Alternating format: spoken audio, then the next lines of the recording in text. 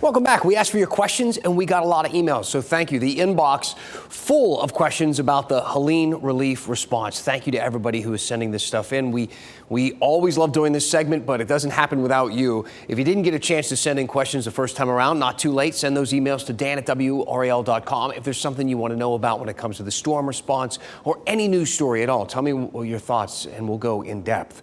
Tonight, we want to tackle two of the questions that we got over the last couple of days. Judy asks, for those who lost everything in the floodwaters, will they be able to vote if they've lost their IDs? Judy, that's a really great question. The North Carolina State Board of Elections worked on this very thing today, and our NC Capitol team reported on it.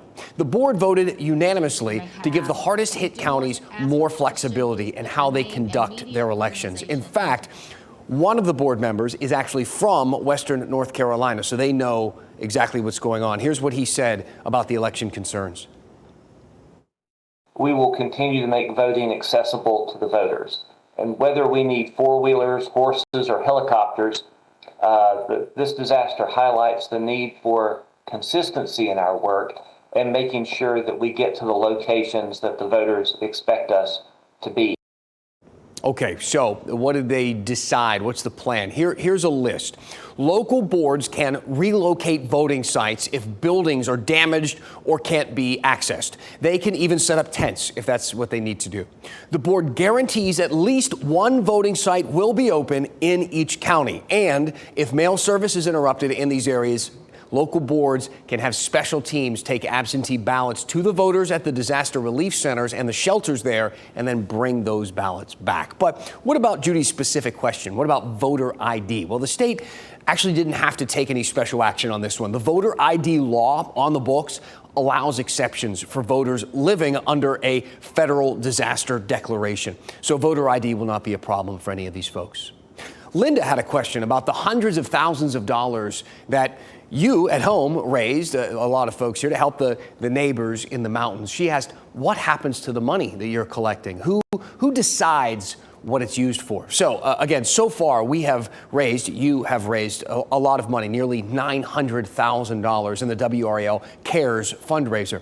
The money goes to the Red Cross and the North Carolina Disaster Relief Fund. But Linda raises some good points. Where does that money go once these groups get it? Well, for starters, the Red Cross is literally on the ground in Western North Carolina right now. They're operating 20 shelters. They're providing 1,300 people with a safe place to stay. They also have 600 responders in North Carolina and South Carolina helping people there. The money pays for all of that stuff and the supplies that they need to make it all happen. As for the North Carolina Disaster Relief Fund, the United Way handles this. They're more like money managers. They provide grants and reimbursements to nonprofits and other groups that are on the ground working in those affected communities. We asked for a list of groups that have received money so far. We're waiting to hear back on that, but we'll get you some information on it. Many of you also had some questions about all the discussions online, the misinformation swirling around when it comes to this disaster. What's true, what's not, what's kind of true, that sort of thing. These questions, of course, require a little more time to find answers, but we're working on it. The in-depth team is working on it for you, and we're going to talk about it a little later this week. In the meantime, there's the email address, dan@WRAL.com. What else are we talking about? What do you want to know about when it comes to Hurricane Helene, the recovery efforts in our state? Tell me, what is on your mind? And we'll go in depth.